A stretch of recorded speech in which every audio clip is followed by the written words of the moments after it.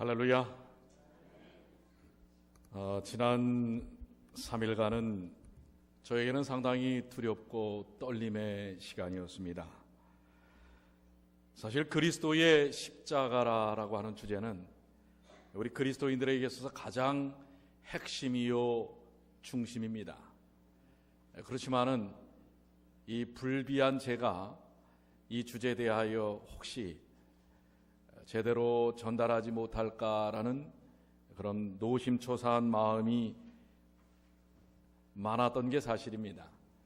그렇지만은 한편으로는 이번 주제의 기별 자체가 그러한 것처럼 그것마저도 누구께서 함께 하실 때 이루어질 일입니까?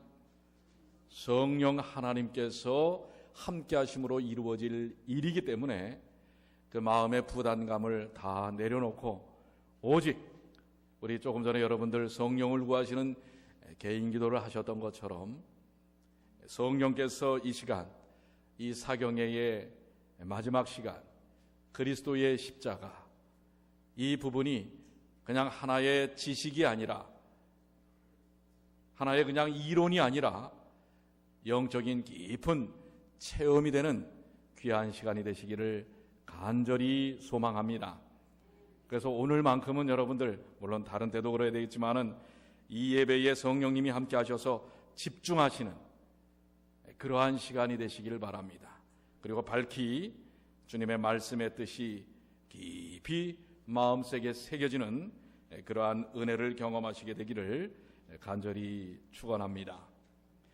저는 이제 마지막 네 번째 날 말씀을 우리 갈라디아 6장 14절로 시작을 하면서 지난 앞서 3일 동안의 말씀을 간략하지만은 좀 요약을 좀 하도록 그렇게 하겠습니다. 그래도 양이 많습니다. 그렇기 때문에 조금 말을 좀 빨리 하면서라도 이 내용을 충실하게 전달하고자 그렇게 좀 애를 써보려고 합니다. 갈라디아 6장 14절입니다. 한번 다 같이 우리 이 말씀은 여러분과 저의 고백이 되어야 되기 때문에 한번 다 같이 한번 읽어보겠습니다. 그러나 시작. 그러나 내게는 우리 주 예수 그리스도의 십자가 외에 결코 자랑할 것이 없으니 그리스도로 말미암아 세상이 나를 대하여 십자가에 못 박히고 내가 또한 세상을 대하여 그러하니라. 여러분들 정말 이렇게 고백하시고 계십니까? 무엇 외에는, 십자가 외에는 결코 자랑할 것이 없으니. 목사님 그런 소리 마세요. 내가 그렇지 않아도 지금 자랑할 거리가 얼마나 많은데 우리 아이가 이번에 SAT 만점을 맞았어요. 뭐 이런 이야기가 있다면 여러분들 가슴속에 묻어둘 수가 없죠. 우리 남편이 승진했습니다. 이번에 돈을 좀 많이 벌었어요. 물건을 샀는데 아주 횡재를 했습니다. 싼 값에 좋은 걸 샀어요. 뭐 이런 식의 그런 자랑을 우리가 그동안 해왔고 또 지금도 하고 싶을지 모르겠습니다. 그런데 결론은 사도 바울은 분명히 얘기합니다. 주 예수 그리스도의 십자가 외에는 결코 자랑할 것이 없으니, 오늘 이 말씀의 마지막의 고백이 이 말씀이 되시길 바랍니다. 우리는 첫째 날 십자가를 통하여 하나님의 마음을 엿봤습니다. 하나님의 마음은 우리에게 은혜와 은총을 베풀어 주시는 것이었어요. 하나님이 베풀어 주시는 은총은 어떤 은총이에요? 그저 주시는 은총입니다. 에스더를 향한 왕의 마음처럼 그냥 사랑스러운 것입니다. 에스더가 무언가를 잘 했기 때문이 아닙니다. 무언가를 만족스럽게 했기 때문이 아닙니다. 그냥 보기만 해도 사랑스러운 것입니다. 그게 여러분과 저를 향한 누구의 마음이라고요? 하나님의 마음인 것을 우리 첫째 날 하나님의 마음을 우리는 읽었습니다. 그걸 느꼈습니다. 그런데 그 하나님의 마음을 알기 위해서는 누가 함께 하시지 않으면 그 마음을 알 수가 없어요?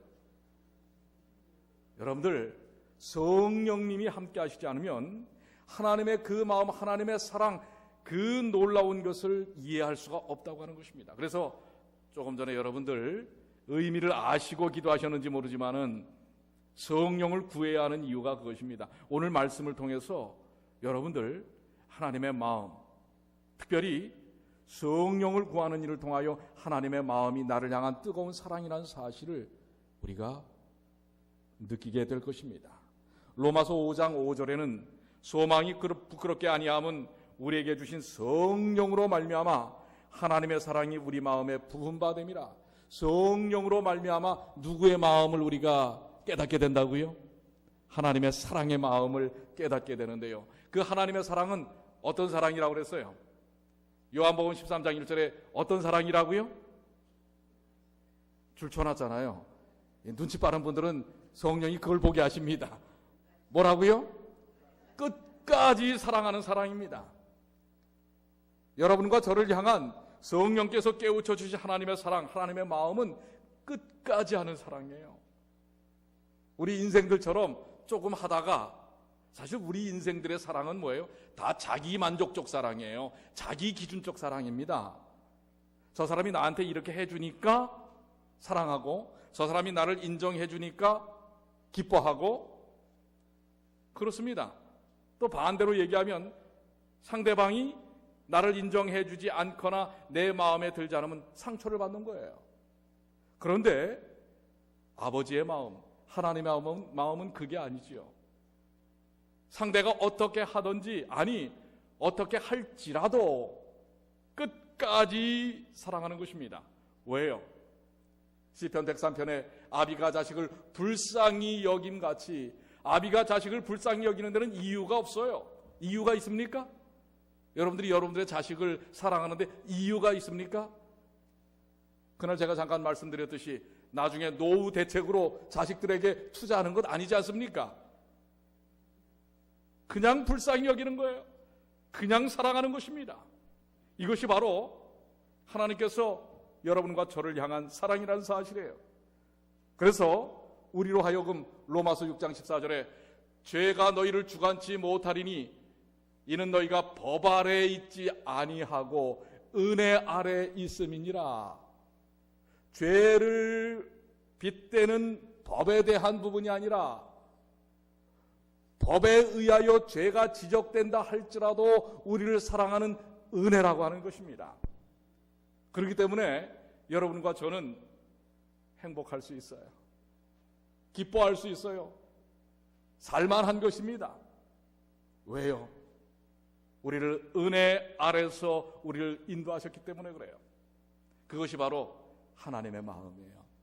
오늘 성령께서 함께 하셔서 이 하나님의 마음을 여러분들 다시 한번 가슴 저미도록 느끼시게 되기를 바랍니다.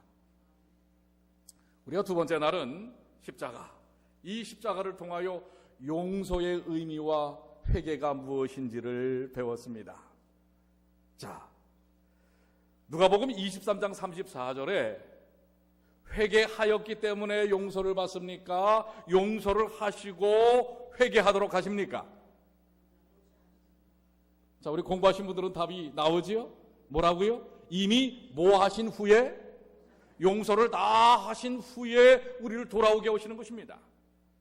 자, 누가복음 23장 34절에 이에 예수께서 이르시되 아버지 저들을 사하여 주옵소서 자기들이 하는 것을 알지 못함이니이다. 예수님을 향하여 채찍질하고 침뱉고 찌르고 발길질하고 비아냥거리고 비난했던 그 사람들이 예수님 용서해 주세요 하고 회개했기 때문이 아니에요. 그들이 죄가 무엇인지조차도 모르는 그런 사람들을 향하여 예수님은 이미 용서를 구하고 용서를 하셨던 것입니다. 그래서 여러분과 저를 향하여 주님은 회개해라, 회개해야 구원이 있다, 이렇게 말씀하시지 않습니다. 이미 뭐예요? 다 용서하였느니라. 이사야 44장 22절에 내가 너의 허물을 빽빽한 구름에 사라짐같이 너의 죄를 안개에 사라짐같이 도말하였으니 뭐라고요? 이미 용서하였으니. 어떻게 용서하신다고요? 도말 깨끗이 지워버리는 것입니다. 그런 다음에 너는 어떻게 하라? 내게로 돌아오라가 뭐예요? 이게 바로 회개라고 그랬죠. 용서하였으니 돌아오라. 내가 너를 구속하였음이니라. 오늘 여러분들, 우리는 그동안의 오해를 벗어버려야 합니다. 내가 뭔가를 하고 회개마저도 내가 해야만 용서받을 것이라는 생각 버리셔야 합니다. 죄를 깨닫지도 못하는 순간 이미 그분은 창세 전에 우리를 용서하신 것입니다.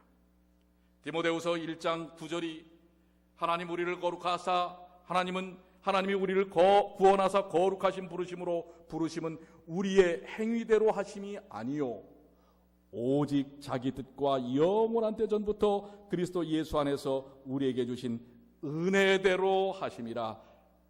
이럴 때는 뭐가 나와야 돼요? 어느 분이 그러더라고요. 우리 뉴욕 중앙교회는 이 아멘 부대가 좀 있을 필요가 있어요. 이런 분이 있어요. 이 사실 이것도 뭐 억지로 할 건 아닙니다만은, 예, 아멘이 무슨 뜻이에요? 하나님 정말 그렇습니다. 제가 거기에 동의합니다. 그것입니다. 자, 여기 이 말씀 빨간 글씨 다시 한번 제가 읽습니다. 오직 자기 뜻과 영원한 때 전부터 그리스도 예수 안에서 우리에게 주신 은혜대로 하심이라. 예, 그렇습니다. 이미 당신의 사랑의 뜻 가운데서 영원 때 전부터 그리스도 안에서 우리를 구원하시고 부르시고 사랑하신 것이 뭐예요? 은혜로 주신 것이라고 하는 것입니다. 그래서 예수님께서 이 땅에 오신 이유는 뭔지 아세요? 그 모든 용서를 이미 하시고 그 용서를 모르고 있으니까 이 땅에 오셔가지고 내가 너 용서했어. 그러니 오기만 하면 돼. 돌아오기만 하면 돼. 라고 이야기하는 것입니다. 그래서 예수님께서 이 창녀와 세리와 죄인들과 함께 먹고 나누고 교제를 나누니까 바리새인과 사두개인들이 뭐라고 비아냥거립니까? 도대체 저 선생은 뭔가 능력이 있어 보이긴 하는데 그런데 우리 과는 아니야. 아니, 어떻게 저런 인간들하고 어울리실 수가 있어? 이것입니다. 누가복음 5장 30절로 32절에 바리새인과 저희 서기관들이 그 제자들을 비방하여 가로되 너희가 어찌하여 세리와 죄인과 함께 먹고 마시느냐? 그것입니다. 우리도 그렇게 하지 않습니까? 우리가 둘째 날 말씀을 나눴지 않았어요? 우리가 괜히 어줍지 않은 의인으로 우리가 있는 것이 아니냐라는 것입니다. 여러분은 의인이 맞습니다. 어떠면 의인인 줄 아세요? 남의 죄를 지적하면 여러분들 의인이에요. 왜? 나는 죄인 아니야. 다른 사람의 죄를 지적할 만큼 나는 의인이야 라고 생각하고 있기 때문에 여러분은 나름대로 의인이에요. 무슨 의인이라고요? 나름대로 의인이라 말해요. 나름대로. 그런데 예수님은 의인을 찾으러 오신 게 아니에요. 나름대로 의인도 포함됩니다. 뭐라고 하셨어요? 예수께서 대답하여 가라사대 건강한 자에게는 의원이 쓸데없고 병든 자에게라야 쓸데있나니 내가 의인을 부르러 온 것이 아니요 죄인을 불러 회개시키러 왔노라. 아멘. 여러분, 그러니까요, 오늘 여기 계신 게 의인이면, 나름대로 의인이면 여기 계실 이유가 없어요. 예배드리지 말고 그냥 가시면 됩니다. 예수님은 누굴 만나러 오신 거예요? 여러분 뭐예요? 뭐라고요? 제가 여러분을 죄인 만들어버리는 거예요. 죄인을 부르러 오신 거예요. 그러니까 이 교회는 죄인들이 득실거려야 합니다. 아시겠어요? 나름대로 의인이나 의인이 있을 이유가 없는 것입니다. 이미 의인인데 뭐하러 예수님을 만나러 와요? 바로 예수님은 이미 용서하신 후에 그 죄인들을 찾아오신 거예요. 그런데 회개마저도 우리가 회개하는 거라고요? 우리가 회개하도록 노력해야 된다고 그랬어요? 노력하셔야 되죠. 뭐라고 그랬어요? 회개시키러 왔노라. 회개도 그분이 시키시는 것입니다. 성령의 역사를 통하여. 보세요. 누가복음 15장에 우리 탕자의 이야기를 나누었지요. 이에 일어나서 아버지께 돌아가니라. 아직도 산거 가문데 아버지가 저를 보고 측은히 여겨 달려가 목을 안고 입을 맞추니, 이미 아버지는 탕자가 뭐 할 때 이미 용서하였어요. 어떻게 할 때 용서하였죠? 이미 벌써 돌아올 때 용서한 거예요? 그렇죠. 아버지 뒤통수 치고 유산 받아 나갈 때 벌써 그 순간에 용서하셨단 말이에요. 이게 바로 누굽니까? 이게 우리가 믿는 아버지십니다.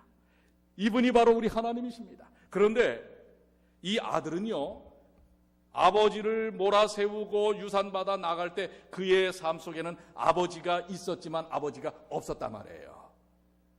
아버지가 있지만 아버지가 없다? 이게 무슨 얘기입니까? 육신적으로는 있는지 모르지만 그의 정신세계에는 아버지가 없는 것입니다. 그에게는 오직 뭐만 있어요? 돈, 또요 친구, 또요 쾌락, 또요 여자, 술, 마약, 담배, 이런 것들만 그에게 있었던 거예요. 누구는 없었어요? 아버지는 없었어요. 그렇기 때문에 어떻게 해요? 떠나버린 것입니다. 그런데 그가 이제 이국 땅에서 그 모든 것들을 다 잃어버린 다음에 그것이 그의 인생의 진짜가 아니라는 사실을, 그래서 이제 목숨 하나 딱 붙어서 뭐예요? 돼지 밥통에 있는 그것까지도 먹다가 쫓겨나니까 이젠 그 목숨도 제대로 부지하지 못하니까 그 순간에서야 누구를 생각하는 거예요? 그 순간에서야 내 아버지에게는 이제서 아버지가 생긴 거예요. 아버지가 있어서도 없었던 거예요. 근데 그 순간에서 자기가 모든 걸 다 잃어버리고 목숨 하나 남았을 때, 그때서야 그는 아버지를 기억한 것입니다. 오늘 여러분들, 우리가 주님께로 돌아가는 데 있어서 이 첫 번째 단계는 상당히 중요합니다. 여러분, 아버지를 기억해야 합니다. 그런데 내 직업, 내 자존심, 내가 갖고 있는 그 모든 것들이 나를 가로막고 있을 때는 아버지를 발견하지 못할 수가 있어요. 그런데 아버지를 발견하는 순간, 이제 이 아들은 두 번째 단계로 가면, 이걸 이제 처음에는 생각의 변화라고 했죠. 두 번째는 감정의 변화예요. 그 아버지에 대한 추억이 생각나는 거예요. 그 아버지가 나를 어떻게 사랑했는지를 기억해내는 것입니다. 그래서 아버지도 기억했고 아버지의 사랑까지도 기억해낸 거예요. 그러나 여기까지는 우리 그리스도인들이 많이 하는 일이라고 그랬죠. 하나님이 정말 이제는 하나님이 나의 주님이십니다 라고까지 생각을 해요. 그리고 하나님께서 내게 베푸셨던 옛 과거의 추억들까지도 기억을 해내요. 그러나 세 번째 단계, 이 아들에게 있어서 가장 중요한 건 일어나서 누구에게로 돌아가는 거예요? 아버지께로 돌아가니라. 이게 회개입니다. 돌아가는 거예요. 돌아갈 때 어떻습니까? 갖추어야 돼요. 뭔가 아버지가 받아줄 수 있을 만한, 내가 빌리온을 받아갔는데 다 탕진했는데 다만 구리반지라도 하나 사가지고 가야 될까? 과일 한 박스라도 사들고 들어가야 할까? 아닙니다. 그냥 돌아가는 것입니다. 누가복음 11장 13절, 너희가 악할지라도 좋은 것을 자식에게 줄 줄 알거든 하물며 너희 천부께서 구하는 자에게 성령을 주시지 않겠느냐. 성령을 통하여 바로 그 사실을 깨우치고 가장 선하고 좋은 것으로 하나님이 태우셨을 때 우리는 돌아갈 마음이 생기는 것입니다. 그래서 회개는 우리 두 번째 비유 가운데 잃은 양 중에 그 찾은 양을 누가 들쳐매고 집으로 돌아갔다고 그랬어요? 목자가 들쳐매고 돌아갔다고 그랬어요. 우리는 양이라고 그랬어요. 우리는 어떻게 하기만 하면 된다고 그랬어요. 목자의 어깨에 그냥 들쳐 업히기만 하면 된다고 그랬어요. 정로의 계단 25쪽, 이러한 회개는 우리 자신의 힘으로 할 수 없는 것이다. 이것은 승천하시고 사람들에게 선물을 주시는 그리스도로 말미암지만 말미암으로서만 얻는 것이다. 그렇습니다. 이것은 오직 그리스도를 통해서만 얻어지는 것입니다. 제가 빨리 하려고 그러니까 말이 자꾸 엉켜요. 자, 세 번째, 우리 셋째 날 어제 저녁입니다. 죄와 본질적인 사랑입니다. 그런데 우리의 본질이 어떻다고 그랬어요? 우리의 성질이 어떻다고 그랬죠? 우리 성질이 좋다고 그랬어요? 나쁘다고 그랬어요? 좋다고 그랬어요? 나쁘다고 그랬어요? 동의 안 하시는 것 같아요. 나빠요. 나빠도 아주 나빠요. 근데 그 나쁜 성질이 고쳐질 수 있다고 그랬어요? 없다고 그랬어요? 고쳐질 수 있어요? 없어요? 없어요. 그러니까 여러분 성질을 고치려고 하지 마세요. 고쳐지지 않아요. 예. 고치려고 하니까 자꾸 뭐예요? 갈등이 생기는 거예요. 고쳐지지 않아요. 고친 것쯤 됐다가 어느 순간엔 그러니까 더 낙담과 실망이 있는 거예요. 왜요? 마태복음 12장 33절에 말씀하셨죠. 나무도 좋고 실과도 좋다 하든지 나무도 좋지 않고 실과도 좋지 않다 하든지 알아. 그 실과로 나무를 아느니라. 이 얘기가 뭐라고 그랬죠? 좋은 나무에서는 뭐가 열린다고요? 좋은 열매가 맺힌다고 그랬어요. 나쁜 나무에서는 나쁜 열매가 맺는데 우리는 좋지 않은 나무에서 좋은 열매를 기대한단 말이에요. 이거 하지 말라고 그랬어요. 그래서 여러분들 여기 중요한 말씀이 있습니다. 하나님 없이 신앙생활하는 거 이게 죄입니다. 사랑 없이 행동하는 행동 이게 죄입니다. 뭐가 죄라고요? 하나님 없이 여기 앉아 있는 거예요. 아시겠어요? 그리고 사랑 없이 딴에는 뭐예요? 남을 생각한다고 뭐 또 이야기하고 어떤 행동도 하는데 사랑 없이 하는 게 죄라고 그랬어요. 그래서 만물보다 거짓되고 심히 부패한 것은 마음이라 누가 능히 이를 알리오마는. 우리는 위선적인 삶을 얼마나 자연스럽게 해오고 있는지 몰라요. 예배 시간에도 뭐예요? 하나님 생각 안 하고 엉뚱한 거 생각하면서 우리는 예배를 통하여 뭔가 얻기를 원해요. 얻어집니까? 판단만 하지. 저 목사 지금 무슨 얘기하는 거야? 이 판단만 하는 거예요. 그런데 율법은 뭐라고 그랬어요? 마태복음 5장 21절 옛사람에게 말한 바 살인하지 말라 누구든지 살인하면 심판을 받게 되리라 하였다는 것을 너희가 들었으나 근데 사람에게 총을 쏘든지 칼을 들어서 저거 해야만 살인이 아니라고 예수님이 말씀하시잖아요. 뭐가 살인이라고요? 나는 너희에게 이르노니 형제에게 노하는 자마다 심판을 받게 되고 화내지 마세요. 화내면 심판받습니다. 예수님 말씀이에요. 형제를 대하여 나가라 하는 자, 나가라가 뭐라고 그랬어요? 욕하는 거라고 그랬죠. 에휴 저런 뭐뭐 같은 놈. 이러면 뭐예요? 공회에 붙잡히게 되고 심지어는 미련한 놈이라고 하는 자는 지옥불에 들어가게 되리라. 여러분 다른 사람들 향하여 미련하다 어쩌다 얘기하면요 그것도 율법에 의하여 죄라고 했어요.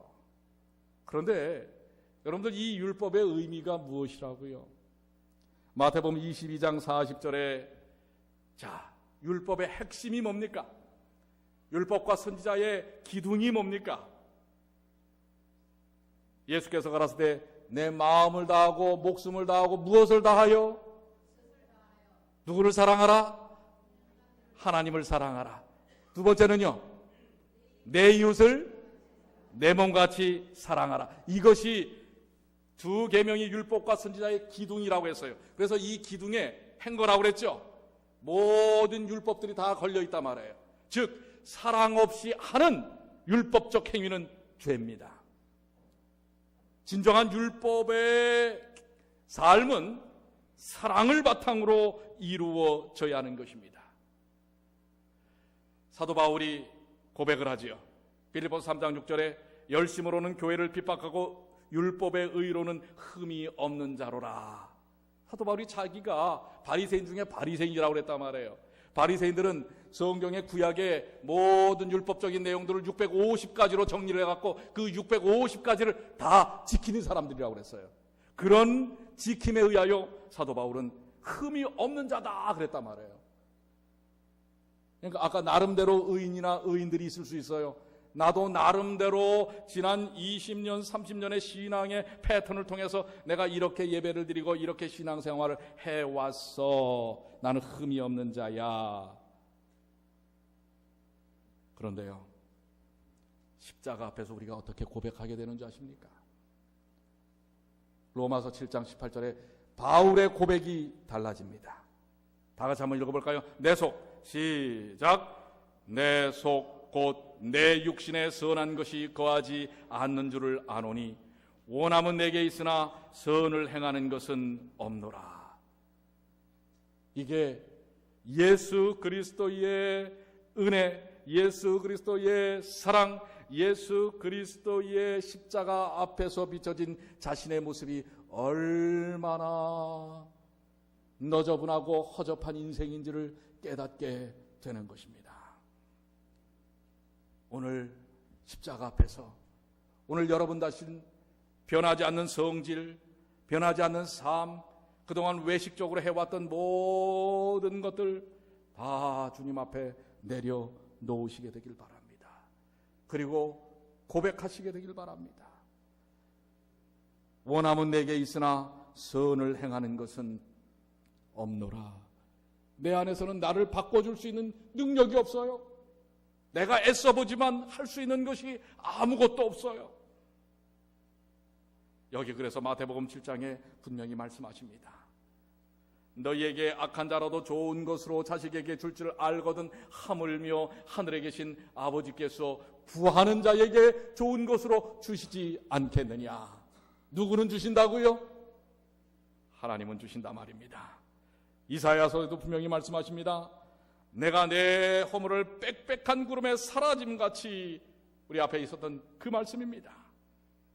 그렇기 때문에 우리는 십자가 안에서 나로서는 아무것도 할 수 없지만 그러나 예수 그리스도를 통하여 보니 오직 자랑할 것, 내가 갖고 있는 능력, 내가 갖고 있는 지혜, 내가 갖고 있는 외모, 재물, 배경, 그건 아무 쓰잘데없는 그야말로 냄새나는 쓰레기와 같은 것들이었구나 라고 고백을 하면서 십자가 외에는 결코 자랑할 것이 없다라고 이야기하고 있는 것입니다. 그러면 도대체 우리가 어떻게 예수 안에서 이 귀한 은혜의 경험들을 가질 수 있는가? 그동안 문제점들만 다 내려놨어요. 하나님의 마음이 어떤 것인지를 알지만 도대체 그 마음이 어떻게 내 삶 속에서 접근될 수 있는가? 요한일서 3장 9절입니다. 다 같이 읽겠습니다. 하나님께서 시작. 하나님께로서 난 자마다 죄를 짓지 아니하나니 이는 하나님의 씨가 그의 속에 거함이요 저도 범죄치 못하는 것은 하나님께로서 났음이라. 어떡할 때 우리의 성질이 완전히 바뀐다고요? 성질은 고쳐지는 게 아니에요. 뭐 해야만 해요? 나야 합니다. 나야 합니다. 하나님의 씨가 그 속에서 거하여 뭐예요? 하나님께로 나야 하는 것입니다. 하나님께로 난 자마다 낳기 위해서는 어제 뭐라고 그랬어요? 그 어떤 사람, 그 젊은 청년이 왔는데 근심해서 돌아갔죠. 예수님께서 율법 다 지켰어요. 예수님한테 그랬단 말이에요. 그랬더니 내 소유를 팔아라 그랬더니 못 팔고 근심하고 갔어요. 뭘 팔라고 그랬어요? 뭘 팔라고 그랬어요? 소유가 뭐예요? 자기 자신을 팔라고 그랬잖아요. 그 자신을 위하여 예수님은 다 팔으셨단 말이에요. 은 30냥에. 근데 우리는 나를 못 팔아요. 팔아야 합니다. 죽어야 합니다. 그래야 하나님께로 나는 것입니다. 여러분, 고쳐지지는 않아요. 여러분의 성질이 고쳐집니까? 여러분의 본질이 고쳐집니까? 안 고쳐져요. 주님 안에서 나야 합니다. 그럴 때에만이 바로 십자가 외에는 자랑할 것이 없는 인생으로 바뀌는 것입니다. 하나님의 씨가 그 안에 있어야 하는 것입니다. 바로 그럴 때 예수께서 고백하신 고백처럼 가라사대 아바 아버지여 아버지께는 모든 것이 가능하오니 하면서 이 잔을 내게서 치워주시옵소서 하는, 그런데 이 간구를 누구를 향하여 합니까? 아버지, 하나님을 아버지로 부릅니다. 그런데 바로 우리가 하나님께로 났을 때 우리도 하나님을 향하여 예수께서 부르셨던 아버지라는 이름을 우리도 부르게 되는 것입니다. 갈라디아 4장 6절, 너희가 아들인 고로 하나님이 그 아들의 영을 우리 마음 가운데 보내사 아버지라 부르게 하셨느니라. 하나님 아버지를 향하여 부르는 이름이 똑같이 되는 것입니다. 뭐라고요? 아버지라. 예수님도 아버지라 부르고 여러분도 아버지라 부르게 되는 것입니다. 로마서 2장 15절, 이런 이들은 그 양심이 증거가 되어 그 생각들이 서로 혹은 송사하며 혹은 변명하여 그 마음에 새긴 율법의 행위를 나타내느니라. 여러분들, 이제 우리가 성령의 역사를 통해서 하나님께로 날 때에 우리 안에 이미 하나님께서 우리에게 아버지로서 심어주신 신앙적 본능이 있는 것입니다. 그 신앙 본능이 성령을 통해서 일깨워지는 것입니다. 여러분들, 예전에 시골에 가면 처마 밑에 뭘 이렇게 매달아 놔요? 농사 짓는 시골에 가면 처마 밑에 뭘 매달아 놓습니까? 옥수수도 매달아 놓고 수수도 매달아 놓고. 그런데 저도 시골에 가본 적이 있는데요, 매달아 놓은 처마에 매달아 놓은 그 옥수수가 아주 노랗지 않습니까? 그러나 그거를 여러분들 꺼내가지고 아주 아름드리 이렇게 묶어 놓습니다. 그걸 띄어갖고 쪄서 한번 삶아 잡숴보세요. 먹을만 합니까? 못 먹어요. 말라 비틀어져 가지고 맛도 없을 뿐더러 먹을 것도 없어요.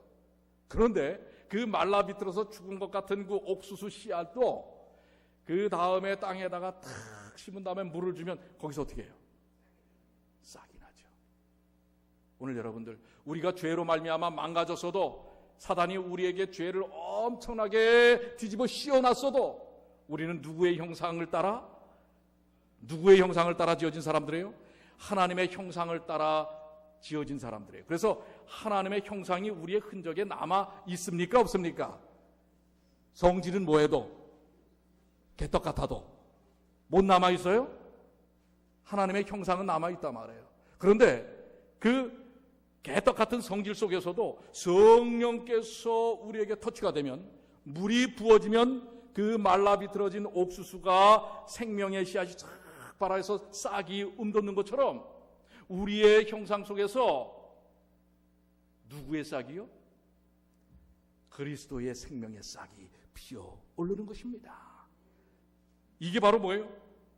성령을 통하여 우리 안에 있는 하나님의 형상, 신앙 본능이 일깨워지는 것입니다. 그래서 우리의 삶 속에서 하나님을 향하여 아버지라 부르게 되는 것입니다. 그리고 여기 있는 율법의 행위를 나타내게 되는데, 그 율법의 행위가 이제는 형식으로 이루어진, 하나님 없이 이루어진 그런 신앙적 형태가 아닌, 그야말로 사랑을 바탕으로 한, 우리 마음속에 이미 하나님께서 기록해 놓으신 그 사랑의 율법이 성령의 터치를 통하여 어떻게 해요? 살아 활성화되는 것입니다. 오늘 성령께서 여러분 안에 잠재해 있는 신앙 본능을 깨우고 사랑의 율법에 하나님의 그 은혜를 부으셔서 그것이 살아 움직여서 활성화되도록 이루는 것입니다. 그래서 요한복음 17장에 이 말씀이 이루어지는 것입니다. 영생은 곧 유일하신 참 하나님과 그의 보내신 자 예수 그리스도를 아는 것이 무엇인가? 내 삶 속에서, 사랑의 역사함 속에서 하나님의 사랑이 무엇인지를 알므로써 그 삶이 드러나게 되는 것입니다. 그런데 이것이 드러나기 위해서는 항상 성령의 터치, 하나님과의 접목이 이루어지지 않으면, 하나님 안에 있지 않으면, 하나님 안에서 나지 않으면 되지 않는 것입니다. 그래서 예수님은 이것을 쉽게 표현하시기를 요한복음 15장 4절로 5절에 내 안에 거하라. 나도 너희 안에 거하리라. 가지가 포도나무에 붙어있지 아니하면 절로 과실을 맺을 수 없음같이 너희도 내 안에 있지 아니하면 그러하리라. 그런데 여기 가지가 포도나무에 뭐하여 있지 아니하면? 붙어 있지 아니하면. 그래서 제가 예전에 이 말씀을 하면서 붙어 먹지 않으면, 붙어 먹으라는 게 좀 별로 어감이 안 좋더라고요. 그래서 붙어 살지 않으면 붙어야 사는 것입니다. 여러분들, 요셉이 보디발의 아내의 유혹을 이길 수 있었던 게 누구와 붙어 있었기 때문에요? 하나님과 붙어 있었기 때문에. 그런데 실패한 사람 있죠. 베드로가 예수님과 3년 반을 살았지만 예수님을 부인하는 그 순간에 예수님과 붙어 있지 않고 뭐예요? 자기 자존심과 자기의 욕망만이 자리 잡고 있었기 때문에 죄를 진 것입니다. 하와가 하나님과 붙어 있지 아니하고 마귀와 붙어 있었기 때문에 선악과를 따 먹는 것입니다. 오늘 여러분들, 직장이 여러분들을 살리는 것일 수 있어요. 그러나 직장에만 붙어 계시지 말길 바랍니다. 친구가 여러분에게 좋은 위로가 될 수 있어요. 그러나 친구가 여러분들을 살리는 것이 아닙니다. 친구에게만 붙어 있지 않게 되길 바랍니다. 부모, 자식 마찬가지입니다. 이웃, 사실 우리 어르신들은 나라에 붙어서 사시죠. 안 그래요? 그런데 정말 중요합니다. 나라에서 주는 돈 갖고 사시니까. 그러나 진정 우리가 붙어 있어야 할 것은 그리스도 예수라는 사실을 기억하시게 되길 바랍니다. 여러분의 자존심에 붙어 있지 마시길 바랍니다. 여러분의 명예에 붙어 있지 마시길 바랍니다. 여러분의 돈에, 여러분의 의지에 우리가 붙어 있어야 할 것은 바로 포도나무이신 하나님 예수 그리스도입니다. 오늘 그 가지에 붙는 자유의지는 여러분 자신에게 있어요. 그게 믿음입니다. 오늘 붙어 있어야 합니다. 양을 둘러매는 어깨에 양이 매이는 것처럼, 여러분들, 저도 가끔 이렇게 방문을 다니다 보면 이 어린아이가 있는 집이 있어요. 그럼 너무 이쁘기 때문에 이 안아주거나 또 이렇게 업어줍니다. 그러나 아이들 생각은 좀 달라요. 별로 마음에 안 들어요. 그러면 어떻습니까? 안아도 막 뭐예요? 뻗팅깁니다. 이 업어도 여러분들, 업은 아이가 뒤에서 막 뻗팅기면 제대로 업을 수 있어요? 오늘 예수께서 여러분을 들쳐 업으시려고 합니다. 뻗팅기지만 마세요. 붙어 있기만 하면 됩니다. 그러면 우리를 고쳐 쓰시는 게 아니에요. 완전히 나으셔서 바꿔 쓰시는 것입니다. 우리는 바꿔줘야 합니다. 오늘 다시 한번 기억하십시오. 하나님 없이 하는 신앙은 큰 죄인 것입니다. 하나님 없는 예배는 그건 예배가 아닙니다. 사랑 없는 행동은, 근데 이 사랑은 어제 우리가 본질적 사랑에 대해서 얘기했죠. 하나님의 본질적 사랑이어야 합니다. 그러나 우리 인간의 사랑은 다 뭐예요? 이기적 사랑이에요. 나에게 초점이 맞춰진 사랑입니다. 내가 좋아야 하는 사랑이에요. 내게 좋지 않은 사랑은 사랑이 아닌 것입니다. 그런데 여기서 말하는 사랑은 바로 내 이웃을 누구 몸처럼? 내 몸처럼 여기는 사랑입니다. 여러분 자신의 몸을 참 아끼시지 않습니까? 그런 것처럼 진심으로, 만약에 어떤 이야기나 어떤 행동에 대해서 내가 반대로 그 입장이 되었을 때 어땠을까를 우리는 생각해 봐야 합니다. 근데 그걸 생각을 안 해요. 그냥 내 입장에서 내가 좋으니까 그 사람도 좋아하겠지? 아닙니다. 그래서 우리는 상처를 받습니다. 고통을 받습니다. 근데 여러분들 또 마찬가지예요. 고통받고 있는 현재는 누가 여러분에게 어떤 이야기를 하거나 행동을 했을 때 상처를 받거나 고통을 받잖아요. 그럼 예수 없는 거예요. 여러분 안에도 예수가 없는 거예요. 그러니까 여러분들 다른 사람이 나에게 어떻게 했건 말았건 예수와 함께하는 사람은요 상처가 되지 않아요. 그러면 내가 뭔가 상처를 받잖아요. 내가 지금 예수님께 있는 게 아니구나. 그리고 무릎 꿇으세요. 성령을 구하세요. 그러면 다시 아버지의 마음이 무엇인지 알고 그분의 끝없는 사랑이 무엇인지 알고 십자가가 무엇인지를 알게 되는 거예요. 그리고 그 십자가의 은혜가 내게 어떻게 와닿는지를 경험하게 되는 것입니다. 이게 성령께서 하시는 거예요. 그래서 우리가 돌아설 수 있는 거예요. 더욱더 주님을 향하여 무릎 꿇고 돌아가게 되는 것입니다.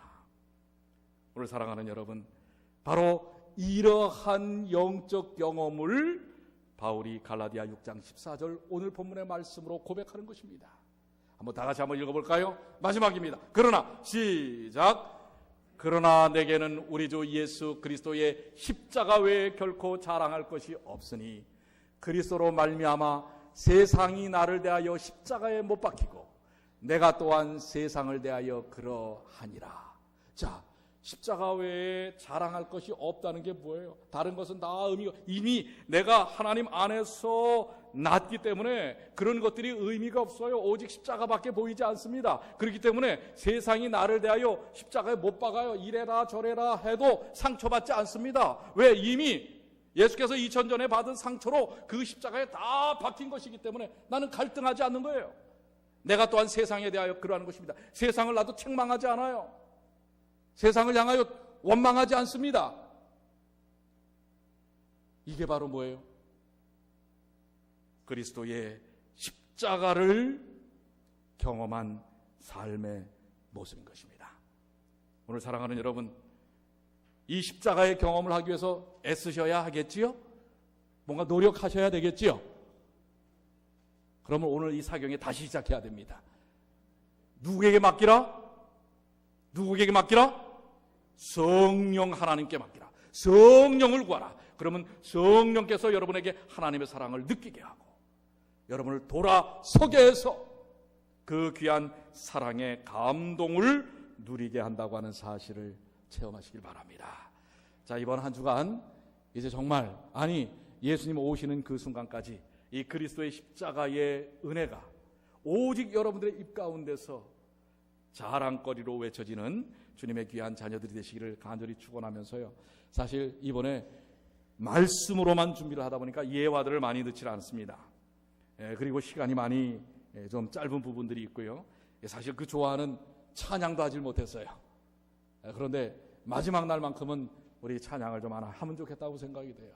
여러분들 지금 이 순간 그 조각 나서 내 귀에 들렸던 하나님의 말씀이 오늘 이 찬양을 통해서 성령의 인도하심을 통하여 잘 정리되고 은혜가 증폭되는 그러한 영적 경험을 소망합니다.